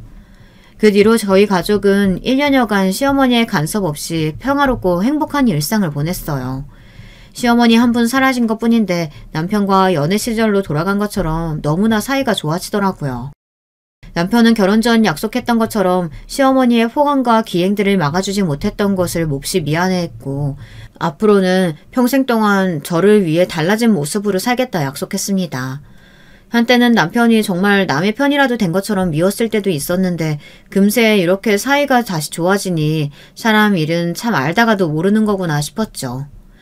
그러다 글 서두에 말씀드렸던 것처럼 남편이 좋은 기회로 외국계 회사에 미국 지사에 입사할 수 있게 되었고 남편과 상의한 끝에 시어머니께 마지막 인사를 드리고 가기로 했어요. 지금까지는 같은 한국 땅에서 지내며 마주칠 일이 생길지도 모르니 죽은 척하고 인연을 끊고 살았지만 미국으로 떠나게 되면 다시는 한국으로 돌아올 일이 없을 테니 자식된 도리로서 마지막 인사는 드리고 싶다고 하더라고요.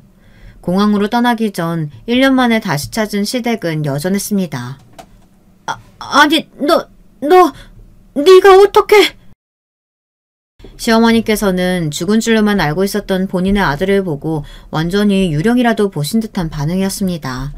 다리에 힘이 풀리셨는지 그대로 바닥에 털썩 쓰러지시는 통에 남편이 급하게 어머니를 잡아 일으켰어요. 어차피 마지막 인사를 드리러 온 마당에 굳이 지금까지 있었던 일을 설명드릴 필요도 죄송하다는 말을 드릴 필요도 없다 생각했고 남편은 덤덤하게 지금껏 혼자서 저를 키우시느라 고생 많으셨다. 자식된 도리로서 마지막 인사는 드리고 가는 게 맞을 것 같아서 찾아왔다. 우리 가족 셋이서 미국으로 떠나기로 했다. 어머니께 남겨드린 재산과 아파트는 그동안 저를 키워주신 것에 대한 최소한의 성이다. 부디 건강하게 지내시길 바란다. 짧은 인사를 남기고 그대로 몸을 돌렸습니다. 시어머니께서는 저희가 떠날 때까지 현실이 믿기지 않는다는 듯한 얼굴로 멍하니 저희를 바라보기만 하셨어요. 그렇게 시댁을 떠나 공항으로 가는 길 내내 마음이 가볍지만은 않았어요.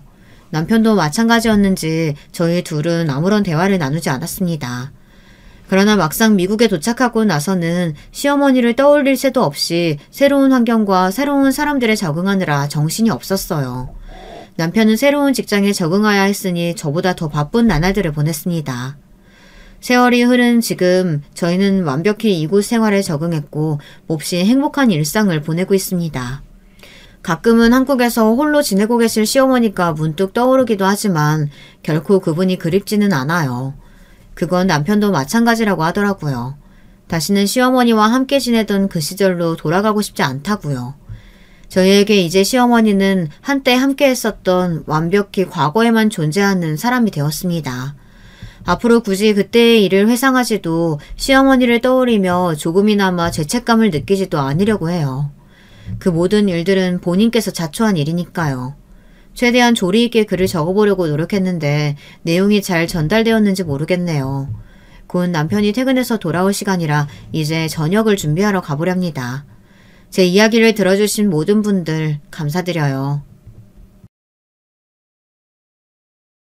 여러분, 두 번째 사연 시작하기 전에 좋아요, 구독 꼭 눌러주실 거죠?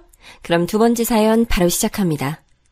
안녕하세요. 저는 세상 돌아가는 얘기에 관심이 워낙 많아서 사연 듣는 것도 좋아하는 사람입니다. 출산율 박살났다고 몇 해 전부터 뉴스에서 지겹도록 떠들어댔잖아요. 학생이 없어서 폐교되는 학교가 늘어나는 걸로도 체감이 되지만 십수년 전보다 확실히 결혼하는 커플의 수가 줄어들어서 저는 체감이 딱 되는 것 같아요. 아예 초혼 연령대가 30대로 진입했다고 하니 20대 초중반이면 거의 다 결혼하는 추세였던 시대를 지나오신 분들이라면 격세지감이 일 듯 싶어요. 저도 결혼하던 때에 일찍 시집 간다는 소리 좀 들었답니다. 당시 제가 27 늦봄에 결혼했으니 지인들에게 결혼 소식을 알린 건 26이었네요. 조금 부끄러운 이야기지만 저는 가까운 지인의 수가 많지 않은 편이에요. 어렸을 때는 내성적인 어린이였으며 사춘기를 지나고 나서부터는 낯을 꽤 가리는 성격이었거든요. 그 탓인지 사람을 폭넓게 사귀지를 못했어요.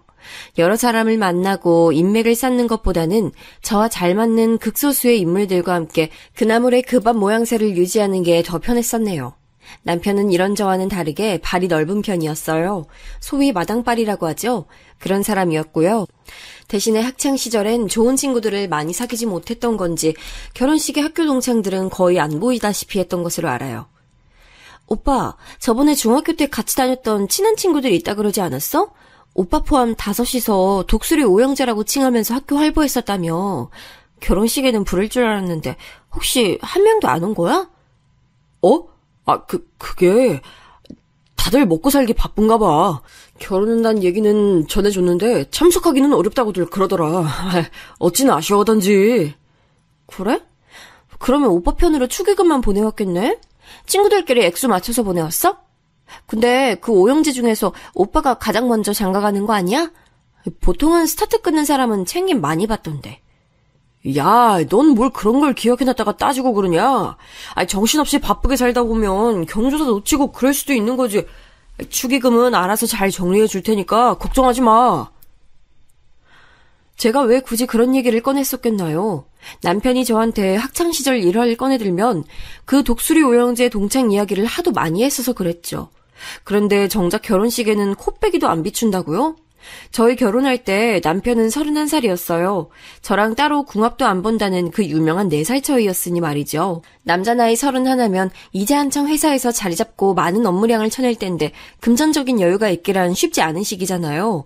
게다가 여러분, 살아보면 그렇게까지 안 친한 사람이라 할지라도 그 사람의 경조사를 안 챙기게 되기란 쉽지 않아요. 그렇지 않나요? 그래서 참 희한하다 싶어서 제가 고개를 갸웃했었네요. 그뿐만 아니라 그 정신없고 경황 없었던 결혼식장에도 제가 특이한 점을 포착했었지 뭔가요. 여기 뷔페 괜찮아 보이는데 못 먹고 가서 아쉽네. 결혼식 하객 알바가 다 그렇지 뭐. 식사 제공하는 경우는 거의 없어. 그냥 머리수 채워주고 호응해주고 사진 찍을 때 구석에 서주고 이런 걸로 일당 챙기면 끝이니까 얼른 가자고. 더 있으나 덜 있으나 일당 들어오는 금액은 똑같은데 빨리 자리 뜨는 게 이득이지. 남편 쪽 하객이었던 사람들이 자기들끼리 떠드는 소리를 제가 아주 우연히 접해버렸던 거예요. 세상에 결혼식 하객 알바라뇨. 그건 자기 결혼식에 부를 사람이 하도 없어서 고민되는 신랑 신부가 사용하는 최후의 카드나 다름없거든요. 돈 주고 자기 하객인 것처럼 와줄 사람을 고용하는 거예요. 그런데 남편이 하객 알바를 썼더니 믿어지지가 않았어요. 결혼식 일주일 전에도 저한테 이렇게 말했던 사람이었으니까요. 채연아, 결혼식 때 몇 명 안아줄까 봐 걱정하고 있는 거 아니지? 청첩장 인사 나왔을 때 네가 한숨 쉬었던 게 생각나서. 아니야 오빠, 별로 걱정 안 해. 어차피 올 사람들이 딱 정해져 있어서 그런가 봐. 나 인맥 넓지 않은 거 모두가 아니까 딱히 민망하진 않아서 다행이란 생각 중이야. 그래, 잘 생각했다. 너 걱정할 필요 없어. 내가 인맥이 워낙 넓잖아. 신부 하객이 부족하다고? 그러면 신랑 하객을 그쪽으로 옮겨버리면 돼. 나만 믿어. 내가 오죽 마당발이냐? 내가 인심과 인망의 제왕이야. 그 호언장담을 들으면서 즐겁게 웃었던 제 자신이 떠올라서 어처구니가 없었죠. 저와 길지 않은 연애를 하던 동안에도 남편은 늘 저한테 제가 사람 사귀기에는 성격이 별로라 그랬어요. 대신에 자기처럼 포용력이 드넓은 남자를 만났으니 저의 단점을 보완해서 좋은 기운을 내고 있다고 강조했었죠. 어찌나 자기가 성격이 좋고 인맥 많고 모두의 선호를 받는 인기인임을 강조했었는지 몰라요. 그런데 제가 그걸 다 믿었습니다. 그렇다고 말하면 정말로 그런 줄 알았으니까요. 남편이 제 안에 쌓아온 견고한 좋은 성격을 가진 인기인이라는 이미지가 가장 처음 깨졌던 순간이 바로 결혼식장이었던 것이죠. 하객 알바요? 생각해 본 적도 없었고요. 남편은 심지어 하객 알바들을 꽤 불렀음에도 제 쪽 하객보다 숫자가 더 적었어요. 저는 인맥이 아주 좁았지만 대신에 그 사람들이 모두 참석해줬고요. 부모님의 지인분들 그리고 친척분들이 빼곡하게 와주신 게 유효했지요. 이상하다. 분명히 친척들의 숫자가 꽤 되는 집안일 텐데 왜 그렇게 친척분들이 안 보이지? 결혼식 전에도 친할머님 외에는 내가 뵌 적도 없고 참 이상하게 느껴지네. 반면에 제 시댁이 된 남편의 집안 쪽은 친척분들이 거의 안 보였어요. 제가 오죽하면 결혼식 당일에 가장 혼이 쏙 빠져있다는 예식의 주인공 새신부였음에도 그 점이 너무 이상한 것 같아서 머리에 면사포 쓴 채로도 고개를 갸웃갸웃했었을까요? 남편이 저한테 친척들 얘기도 정말 자주 해줬었는데 결혼식 전에도 인사드릴 자리가 없었고 결혼식 날에도 코빼기를 비추지 않으신 그분들은 대체 어디에 존재하는 것인지, 혹시 남편의 얘기 속에만 존재하는 것인지 정말 궁금했습니다. 아무리 그래도 집안 식구의 결혼식에 안 온 건 이상하잖아요.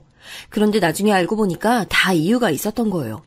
왜 하객 알바니 친척들 불참이니를 들먹이면서 자기를 창피하게 만들냐며 되려 적반하장으로 나왔던 남편의 앞에서 저는 결혼식 날에 기가 좀 살았던 것이 비록 좁은 인맥이지만 전원 참석했다는 것과 더불어서 저의 가장 절친한 친구가 축의금을 20만 원 내면서 결혼식장에서의 자잘한 일들을 모두 거들어줬단 것이었어요. 미진아, 정말 고마워. 역시 너밖에 없구나. 내가 친구와 가나는 정말 잘 둔 것 같아서 나 지금 눈물 나오려고 그래. 새 신부가 눈물 흘려봤자 비싸게 돈 주고 받은 신부 화장만 번져. 괜히 울지 마. 나는 네 가장 친하고 가까운 친구로서 당연히 해야 할 일을 한 것뿐이니까. 저를 든든하게 다독여줬던 친구 미진이는 결혼 당시 기준으로 봐도 10년이 넘게 인연을 유지한 진짜 백이 제 사람이었어요. 인간관계를 좁고 깊게 만드는 저 같은 유형의 분들이 또 계신다면 공감이 가시겠지만 이런 사람에게는 오랜 세월을 함께 알고 지내온 유별난 존재가 꼭 하나씩은 있다죠. 그런 존재와 특별하게 마찰을 빚는 불상사가 일어나지 않는 이상 꾸준히 인연을 이어가게 되어 있거든요. 제가 결혼 소식을 가장 먼저 전했던 대상들 중에서 가장 1순위로 가까웠던 이를 뽑는다면 고민 없이 저의 가장 오래된 인연인 미진이었습니다. 중학교 1학년 때 같은 반으로 배정된 것을 계기로 인연을 쌓게 됐죠. 제가 미리 말씀을 한번 드려놓자면요. 남편 외에 저로 하여금 이렇게 사연까지 쓰게 만든 큰 요인이 미진이라고 볼 수 있어요. 미진이와 저는 정작 중학교 1학년 때 친하게 지내진 않았어요. 인사나 주고받는 같은 반 친구일 뿐이었죠. 저는 소심하고 조용했지만 편한 친구에게는 농담을 먼저 거는 모습을 지니고 있던 학생이었고요.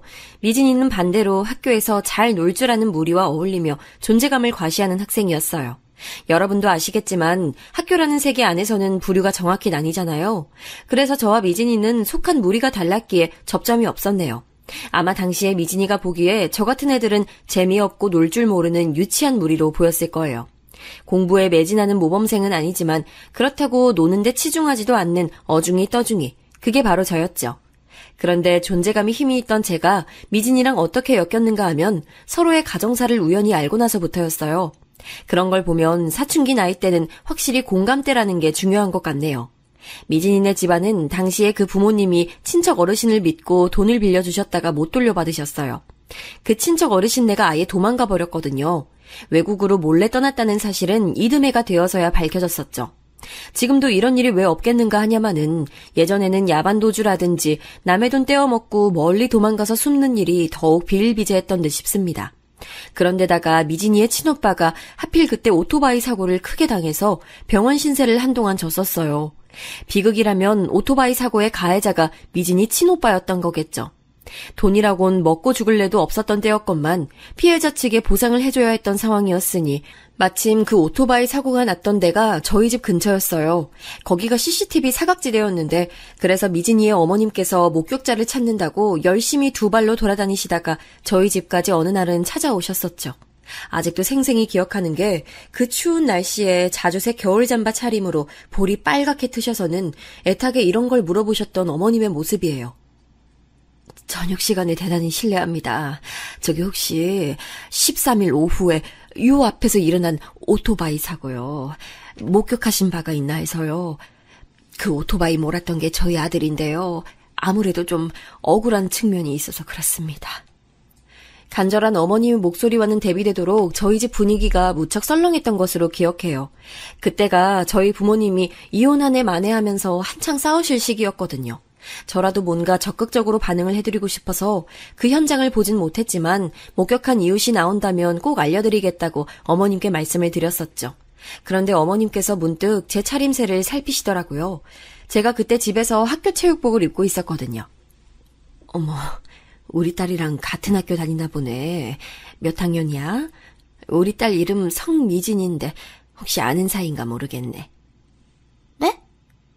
혹시 머리 길고 입술 빨갛게 칠하고 다니는 성미진이라면 저랑 같은 반인데요. 같은 반 학생? 세상에 이런 우연이 다 있네. 이건 인연이네, 인연이야. 학교에서 우리 미진이 보면 말 좀 걸어주고 그럴래? 요즘에 우리 미진이가 말도 못하게 힘들어하는 중인데 학교에서도 축 처져 있을까봐 자꾸만 걱정이 되네. 미진이가 집에 이런 일이 있는 줄 몰랐어요. 솔직히 친한 사이는 아니지만 앞으로 제가 잘 챙겨줄게요.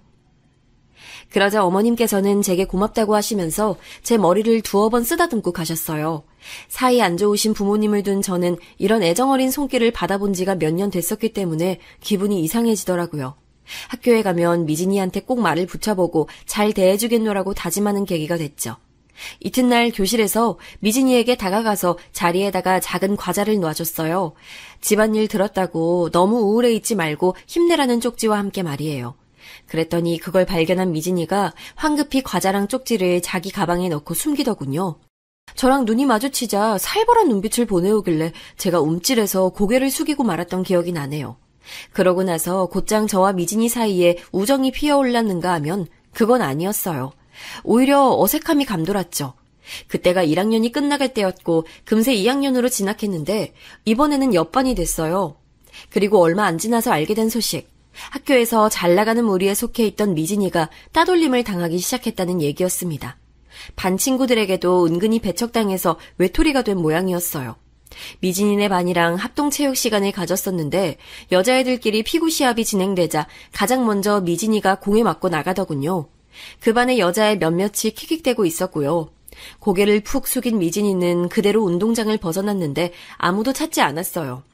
저는 일부러 공을 맞고 탈락한 뒤 학교 건물 뒤편에 가서 쭈그려 있던 미진이를 찾아냈죠. 옆에 앉아서 말을 걸어줬어요. 그렇게 저희 두 사람의 우정이 시작됐습니다. 나중에 알고 보니까 미진이네 집안 사정을 알게 된 애들이 어려운 상황에 위로를 건네진 못할 망정 우습게 보고 따돌린 것이었더라고요. 집에 돈 한 푼 없고 친오빠는 병원 신세라서 병원비도 빚지고 있는 주제에 감히 학교에서 잘난 척을 하고 다닌 것이 죄라고 그랬다네요. 이런 걸 보면 다 큰 어른들보다도 어린 친구들이 더 무서운 것 같아요. 배려심이 부족하니 아무렇지도 않게 잔인함을 드러내죠. 저는 따돌림 당하는 미진이에게 친구가 돼주었고 미진이는 가정 불화를 겪으며 마음이 불안해질 때가 많았던 저의 고민을 들어주는 상담사가 돼주었어요. 저희는 꽤 좋은 조합이었죠. 고등학교도 같은 곳으로 진학했는데 제가 친구들 사이에서 자리를 못 잡고 힘들어할 때 미진이가 도와줘서 버틸 수 있었던 것 같아요. 저는 미진이의 집안 사정을 아주 잘 알고 있었으므로 그 집에도 종종 놀러 갔었는데요. 안 좋은 일이 여러 차례 닥치면 마음이란 게 버티기 힘든가 봐요. 미진이네 부모님께서는 끝내 이혼을 하셨고 오토바이 사고 후유증으로 고생하던 그 친오빠는 먼 친척분이 사시는 시골 마을로 내려갔어요. 앞으로 자연을 벗삼아 느릿하게 살겠다고 하면서요. 미진이는 자기만 낙동강 오리알 신세가 됐다면서 이런 힘든 때에 제가 자기 곁에 있어줘서 너무 다행이라고 말했습니다. 저희는 성인이 된 후에도 절친한 사이였어요. 비록 대학은 따로 갔고 각자의 일상이 있었지만 교류는 꾸준히 했어요. 그러다가 제가 결혼한다고 했을 때 미진이가 많이 놀랐었죠. 뭐야? 지금 만나는 그 오빠랑 결혼을 하겠다고? 생긴 것도 그 정도면 괜찮고 무엇보다 성격 좋고 주변에 사람도 많다며. 근데 그런 사람이 너랑 하겠대? 결혼을? 왜? 뭐 때문에? 나는 오빠 같은 사람하고 결혼하면 안 돼? 그렇게 오래 만난 건 아니지만 서로에 대해 확신이 있어서 결혼하기로 했어. 무엇보다 오빠가 결혼을 너무 원하기도 했고. 네가 결혼하자고 조르고 매달린 거 아니야? 별로 결혼 생각 없는 남자한테 매달려서 억지로 결혼해봤자 너 불행해진다? 난 얼마 전에 남자친구랑 헤어졌는데 네가 갑자기 결혼 얘기 꺼내니까 당혹스러운 내 심정 넌 이해하지? 굳이 그렇게 결혼하려고 애쓰지 마. 결혼하면 여자만 손해야. 너 아직 26 한창 때 나이인데 벌써 결혼 얘기를 하면 어떡해. 100세 시대인데 지금 결혼하면 반드시 후회하는 선택될걸? 갑자기 눈빛이 확 돌변해서는 저한테 무서우리만치 쏘아대더라고요. 제가 아는 미진이가 아닌 것 같아서 그때 좀 당황했어요. 놀란 나머지 말문이 막혔었고 어영부영 자리를 떴었죠. 그리고 이튿날 미진이가 저한테 사과를 해왔어요. 자기가 그때는 감기 기운이 있어서 헛소리를 좀 했대요. 저는 그런 줄 알고 다행이다 싶어서 넘겼었고요. 저의 결혼 과정에서 가장 많은 참견을 해줬던 미진이는 축의금으로 20만 원을 냈고 신혼여행 떠나는 저에게 이런 말을 남겼어요. 나 얼마 냈는지 알고 있지? 비단 그백뿐만 아니라 내가 너 결혼하는 거 도와준답시고 그간 온갖 고생하면서 뺑이 친 거 생각하면 그건 엄청난 값어치라고 생각해. 신혼여행 다녀오면서 나 잊으면 안 된다? 그건 자기 선물 비싼 걸로 사오라는 은근한 압박이었죠. 하지만 그때는 전혀 기분이 안 나빴어요. 제게 해준 것 이상으로 제가 해주고 싶은 마음이 있었고요. 신혼여행지에서 미진이한테 줄 선물을 열심히 고민하면서 물색했었네요. 저희 부부가 돈이 많았던 건 전혀 아닙니다. 저희 집안 수준이 아주 평이했고 제 소득 수준 역시도 중소기업 신입의 평균 연봉에 준하였으니까요. 남편은 연애하면서 금전적인 어려움을 겪어본 적이 없다며 자랑을 몇 번 했던 것과는 달리 결혼 준비에서부터 그 허접한 미천을 다 드러냈기에 이쪽 역시도 돈이 많진 않았네요. 참고로 남편 집안에 현금은 없으나 경기도 변두리에 땅을 300평 정도 갖고 있으니 나름 땅부자라고 주장했습니다. 그렇기에 자기가 결혼할 가치가 무척이나 넘치는 최고의 신랑감이라고도 덧붙였었네요. 아무튼 미진이의 선물로는 실용성 좋아 보이는 작은 가방과 명품 립스틱을 구매했어요. 남편이 옆에서 뭐라고 그랬었죠. 장난해? 아이, 가족한테도 그렇게는 안 사주는데 친구가 뭐라고 그런 큰 돈을 써. 그럴 돈 있으면 나 운동화 몇 켤레만 새로 사주지. 그냥 친구 아니고 특별하니까 그렇지.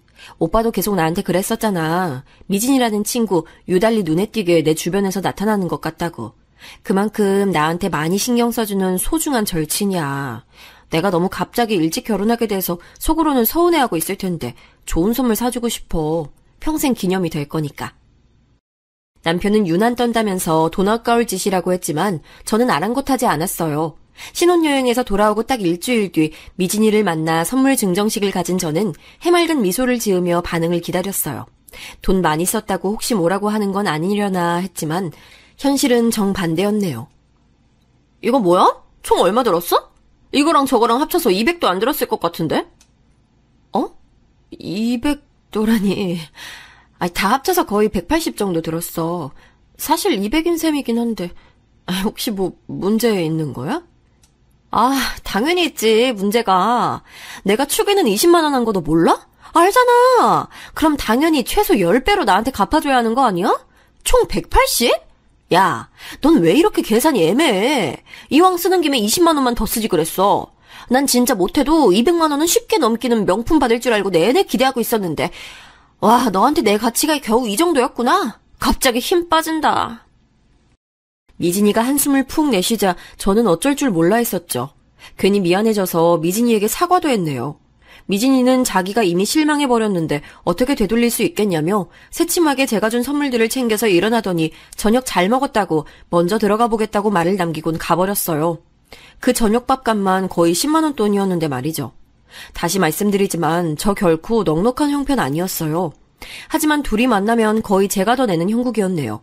원래부터 그래왔기 때문에 그게 이상하다고 생각해본 적은 없었죠. 미진이에게 제가 더 배려하는 게 맞다고 생각하며 살아온 지가 너무나도 오래였던 거예요. 그런 와중에 제 결혼 생활은 금세 골치 아픈 형국이 되어 있었어요. 결혼식장이고 어디고 간에 시댁 쪽의 친척분들을 제가 뵙기 어려웠던 이유가 밝혀졌었죠. 알고 보니까 예전부터 시부모님이 하도 일가 친척분들에게 돈을 빌리고 나서 안 갚는 수법을 반복하신 탓에 신의를 다 잃었고 집안에서 배척당하고 있었던 겁니다. 자기 입으로 학창시절에 인기 많고 육회발랄했다고 많이 떠들었었던 남편의 동창들을 제가 찾아보기 힘들었던 이유는요. 이건 진짜 제가 우연히 알게 됐는데요. 그럴 만한 내막이 있었더라고요.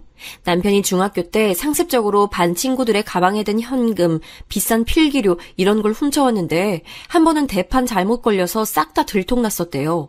이것 때문에 중학교에서는 안 좋게 찍혔었던 거고요. 고등학교 때는 반 친구들끼리 티셔츠를 싸게 공동구매하기로 해서 남편이 총무를 맡았었는데요. 남편은 공동구매하기로 한 티셔츠보다 더 저렴해서 질 나쁜 걸 구매했어요. 그럼 당연히 차익이 발생했겠죠? 이걸 자기가 다 먹었습니다.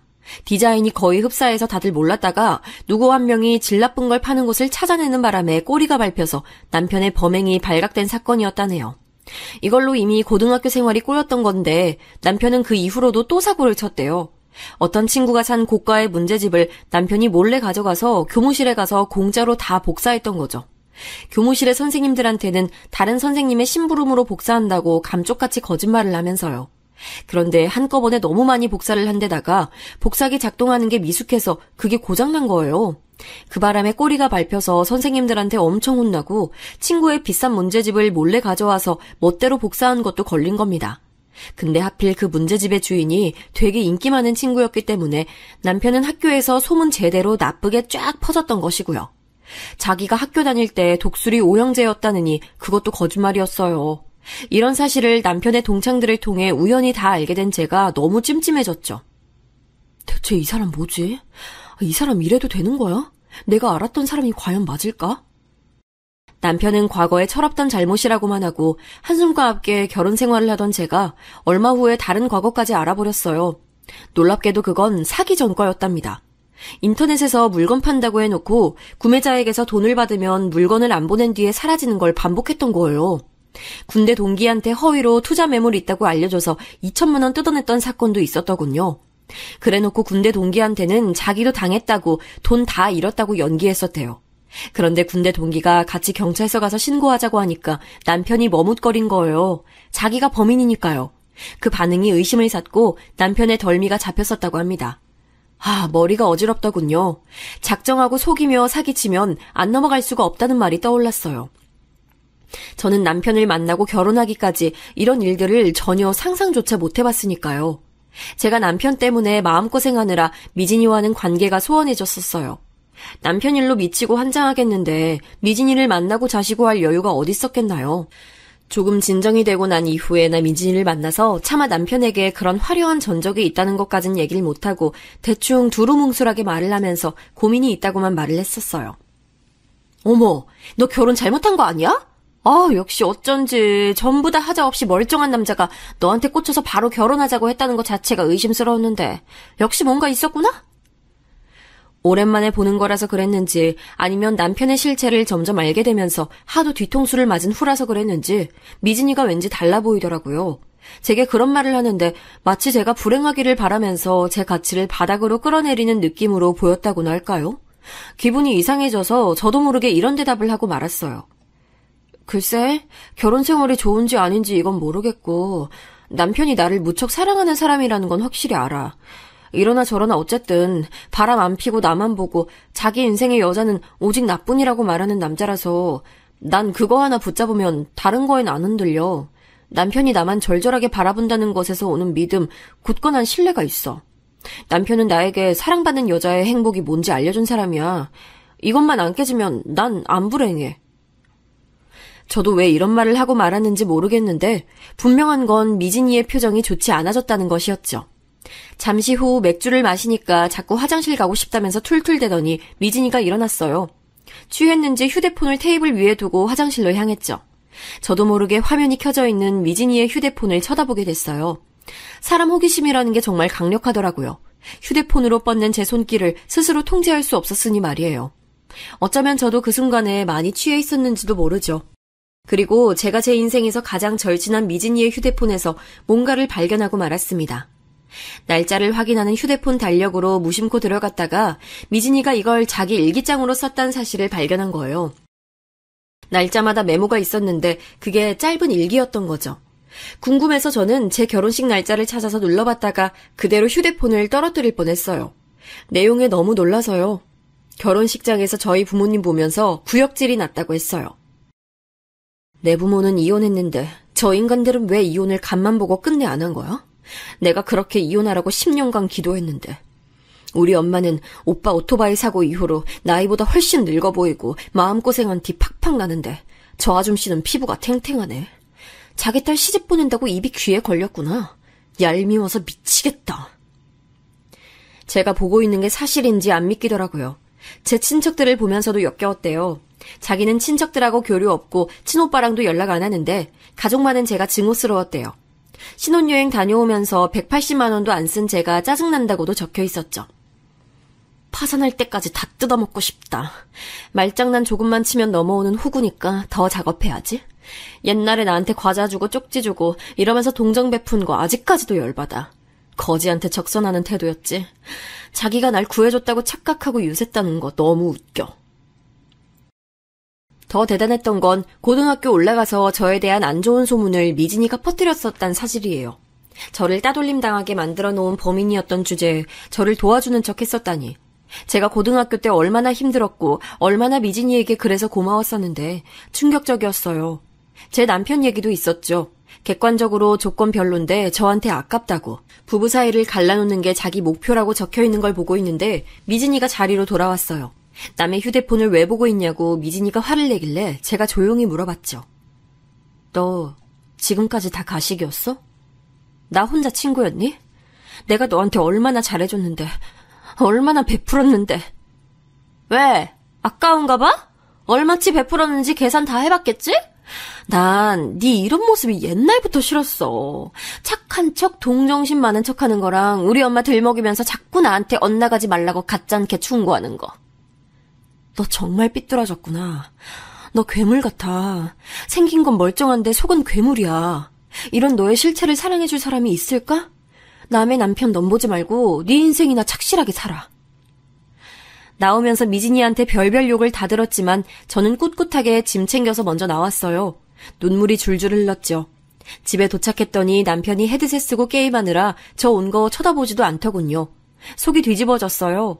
결혼 전에 알았던 모습은 어디로 가버렸는지 알 길이 없었어요. 게다가 벌이도 들쑥날쑥, 시부모님께도 말씀드렸지만 소용없었네요. 두 분은 당신들도 아들 일 관여 못한다고 저보고 알아서 하라고 하셨어요. 결혼 전에는 살뜰하게 챙겨주겠다고 하셨으면서 배신감 들었네요. 참을인자 새기면서 살아가던 어느 날 남편이 또 사고를 쳤어요. 아이돌 가수들 공연한다 그러면 이제 팬들이 표를 예매해서 공연을 가는 건데 표를 못 구한 팬들이 인터넷에서 표를 찾거든요. 근데 남편이 표도 없으면서 있는 것처럼 꾸민 후에 사기를 친 거예요. 돈을 받고서 잠적하는 수법을 쓴 거였죠. 제 남편이 범죄자라는 사실이 저를 미치게 만들었어요. 오빠, 인생을 제발 깨끗하게 살 순 없는 거야? 겉만 번지르르 한 것처럼 꾸며내고 거짓말하는 거 제발 그만해. 대체 왜 이러고 살아? 사람이 왜 이래? 너야말로 왜 이러냐? 내가 뭐 그렇게 잘못을 저질렀다고 되게 유난이네. 살다 보면 그럴 수도 있는 거를. 그 대답을 듣자마자 전신에 소름이 돋았어요. 어떤 것보다도 무서운 대답이었죠.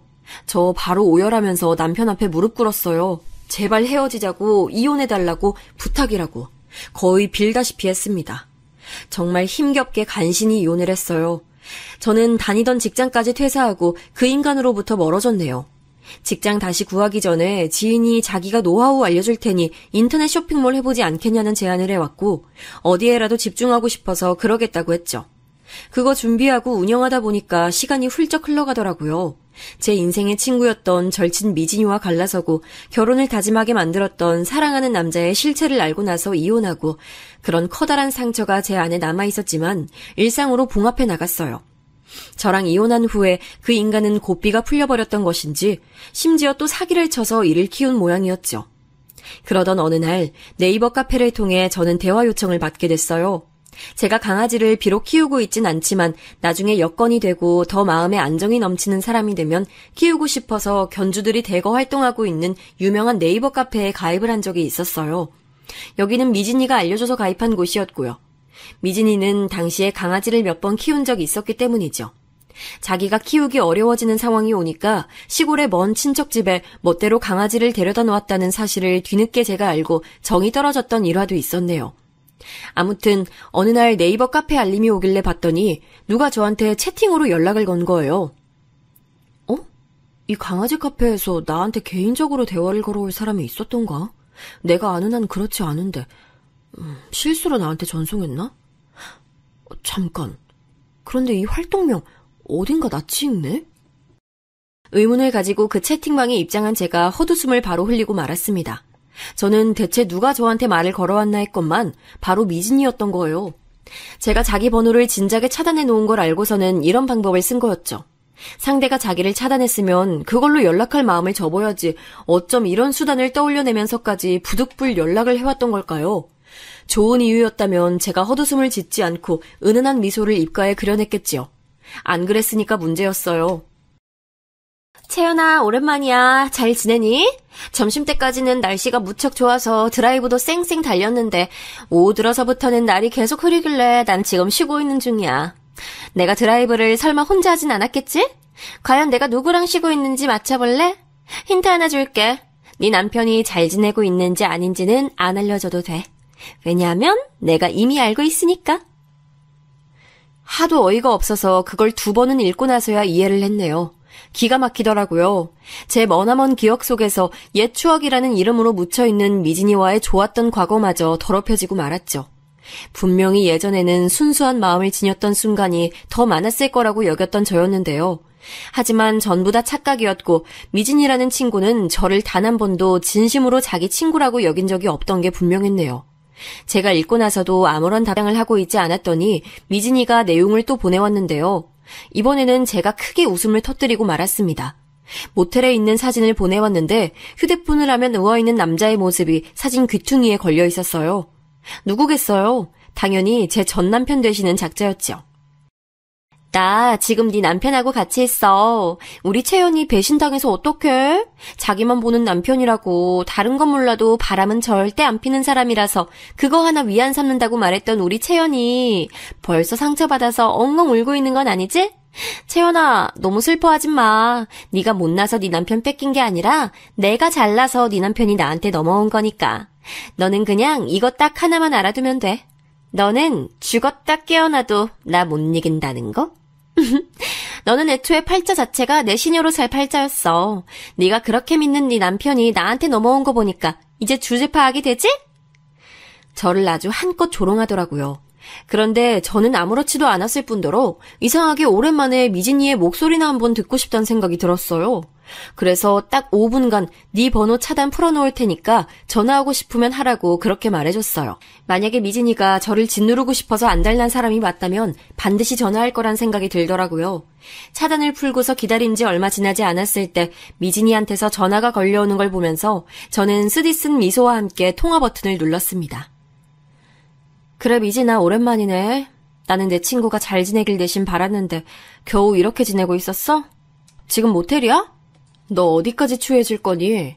너 스스로 네 가치를 깎아먹는구나. 뭐라고? 너 미쳤어?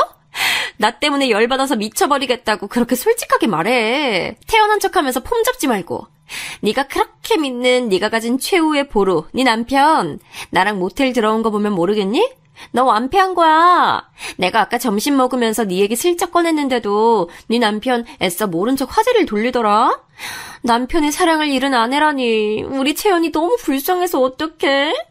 상처받았으면서 침착한 척하지 마. 그러면 더 비참해질 뿐이니까. 이게 돌았나? 너 아까부터 뭐라고 혼자 떠들어대니 미진아. 네가 어쩌다가 그 인간하고 만나서 지금 그러고 있는진 모르겠는데 너 정보 업데이트가 많이 늦구나. 아무리 나랑 그 인간이 따로 안 밝혔다고 해도 그렇지 어쩜 그렇게 눈치가 없어. 그 인간 일부러 멀쩡한 사람인 척 꾸며내려고 유부남 행세하는 거야. 실제로는 이혼당했어. 이혼? 너 그게 무슨 말이야? 이혼? 둘이 부부가 아니라고? 이혼을 당했다고? 말도 안 돼. 네 남편이 아니라면 내가 굳이 이런 짓까지 할 이유가 없었는데? 너 지금 거짓말하는 거지? 도대체 언제 이혼을 했다고 그러는 거야? 설마 올해 초? 명절 전이었나? 역시나 미진이는 그 인간에게 접근한 이유가 오직 저 때문이었던 거예요. 저를 괴롭게 만들어주고 싶다는 못된 생각이었죠. 추악한 마음을 안고 사는 미진이를 향해 제가 차갑게 일러줬습니다. 올해 명절 같은 소리하고 자빠졌네. 이혼한 지 벌써 2년 됐어. 이 못돼 처먹은 쥐지배야. 그 인간보다 더 악질이 어떻게 보면 너 같아. 이제 보니 둘이 참 잘 어울려. 친구 남편인 줄 알고도 굳이 꼬셔내서 숙박업소까지 간 너. 앞으로 혼사길은 막혔다고 봐야지. 과연 이런 사실을 알고도 널 받아줄 남자가 있을까? 찾기 힘들 것 같은데. 내가 최선을 다해서 네 혼사길 한번 막아보려니까 너도 네 나름의 최선을 다해야 할 거야. 가장 좋은 건 그 인간하고 결혼하는 거 아닐까? 그럼 이제 사기 전과 10범하고 행복하게 잘 살아봐. 사기 전과 10범? 이 사람이 그런 이력을 가지고 있다고? 설마 그게 진짜일 리가. 그럼 난 지금까지 뭘 위해서 이 모든 헛짓거리를 해온 거야. 이건 정말 있을 수 없는 일이잖아. 이럴 순 없어. 미진이가 꽤 비명을 지르더니 충격이 극심했는지 거의 뒤로 넘어가는 소리가 들려왔어요. 거품 물고 발작해대며 후회로 몸부림치는 미진이의 소리를 들으며 통화를 종료한 저는 다시금 그 번호에 대고 차단 버튼을 눌러줬네요. 조금의 찜찜함도 남지 않은 후련함이었어요. 미진이가 제 생각보다 더욱 악랄하고도 집요했다는 사실에 가슴이 잠시 답답해지긴 했지만 금세 가셨죠. 제 인생에서 가장 큰 걸림돌이었던 두 사람에게 동시에 완벽한 작별 인사를 해낸 기분이라서 묘한 뿌듯함도 들었네요. 먼 과거 속에서만큼은 저의 좋은 친구였다고 애써 과거를 미화했었던 저는 그 짓을 그만뒀죠. 그러고 나니까 속이 개운해져서 앞으로 제가 만들어갈 새로운 인연들에게 쏟을 에너지를 보충할 수 있었답니다. 그 후로 그 두 작자들은 어떻게 됐냐고요?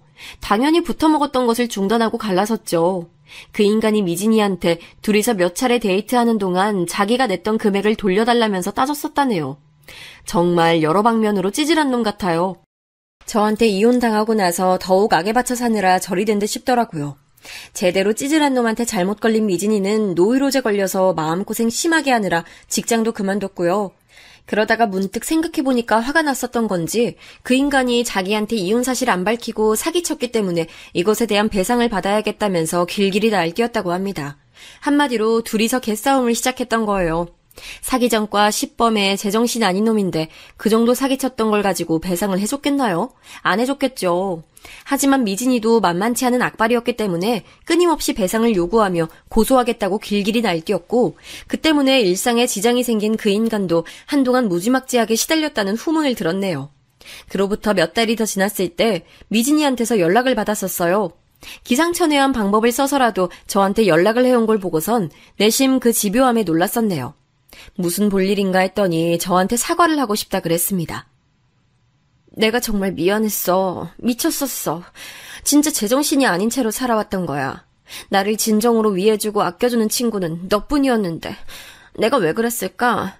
진짜를 알아보지 못한 바보 같은 내 자신이 원망스러워. 너랑 행복했던 기억들이 너무 많아. 이대로 우리 영영 절교한 채 남은 인생 살아가기는 너무 슬프고 아쉽지 않니? 나만 그런 거야? 채연아, 부디 서로의 과오를 덮어주기로 하고 우리 앞으로는 더 진한 우정 다져보자. 서로의 과오라니? 네 과오는 너도 알고 나도 아니까 넘어가고 그럼 내 과오는 뭐였는데? 너만 잘못을 저질렀던 걸 가지고 괜히 나까지 끌어들여서 함께 잘못했던 걸로 위장하려는 건 아니지? 미진아, 수지가 맞아야 일을 진행하는 건데 이건 나한테 너무 불공평하잖아.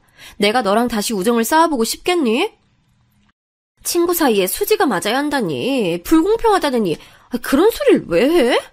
나 너무 섭섭하다. 난 너랑은 진짜 그런 거 안 따지고 싶어.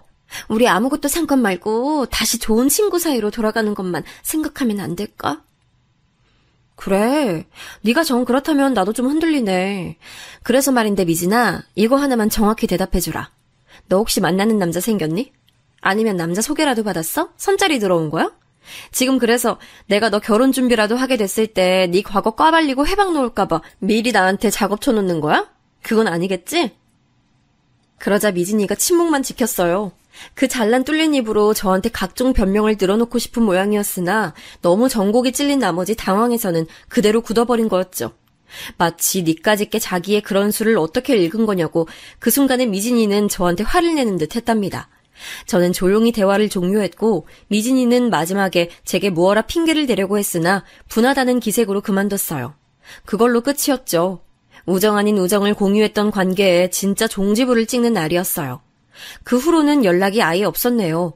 이혼한 남편과 절교한 절친, 그 두 사람은 분명히 제 인생에서 가장 존재감 넘치는 족적을 남긴 이들이었어요. 그렇기에 그 흔적을 안고서 씩씩하게 제 일상을 살아가는 날들이 정말로 아무렇지 않게 태어나기란 쉽지 않았으나 저는 그럼에도 앞만 보며 나아갔네요. 판매 수준이 늘 평이해서 걱정이었던 제 쇼핑몰은 점점 확보된 단골 고객들이 충성 고객들로 성장함에 따라 규모가 커져갔고요. 지금은 남부럽지 않을 정도가 됐네요. 다시 새로운 사람을 만나서 시작하는 것이 두렵기도 했었지만 현재는 진심을 다해 만나고 있는 남자친구가 있어요. 제 모든 사정을 다 알고 있는 사람이고요. 저보다 나이는 연하지만 생각하고 행동하는 것만 보면 연상처럼 느껴진답니다. 슬슬 결혼 준비에 들어간 상태라 그런지 요즘 따라 옛날 일들이 더 생각나네요. 새로 들은 소식이 있기도 했고요. 겹치는 지인이 아직 남아있어서 희미한 소식통은 존재했는데요. 전 남편인 그 인간은 사기치는 버릇을 못 고쳐서 웬 다단계 판매업을 시작했다가 거기서 만든 고객들 상대로 사기를 쳤고 일이 커지는 바람에 지방으로 도망갔대요. 행적이 묘연한 수준이라고 하는 얘기에 제가 고개를 절레절레 흔들었네요. 그런 인간과 큰 사건 만들지 않고 나름 조용히 이혼할 수 있었던 게 지금 보면 제 인생의 행운 같아요. 절친이었던 미진이는 사업하는 잘난 남자 만나서 결혼한다고 들었었거든요. 그런데 알고 보니 그 남자의 사업이란 것에 문제가 많았나 봅니다. 결혼 앞두고 구속됐대요. 그 남자 집안에도 온통 수상한 점 투성이었고요. 약혼녀였던 미진이는 졸지에 경찰 조사 받고 다녔죠. 결혼하면 부잣집 사부님 될 줄 알고 돈 펑펑 쓰고 다녔었다는데 그 때문에 갑자기 빚쟁이 됐어요. 가방부터 신발까지 자기가 가진 모든 것들을 중고 판매 사이트에 내놓고서 열심히 팔고 있는 걸 본 게 마지막 근황이었답니다. 반쯤은 원치 않게 그들의 소식을 접했지만 저는 되는 대로 신경을 끄고 살려고요. 오롯이 제 과거 속에만 존재하길 바라요. 앞으로 펼쳐지는 제 미래는 분명히 과거보다 더욱 빛날 것이라고 믿으며 전 오늘도 파이팅 하렵니다. 제 얘기 들어주신 분들은 부디 진짜 백이 좋은 인연만 만나시기를 바랄게요.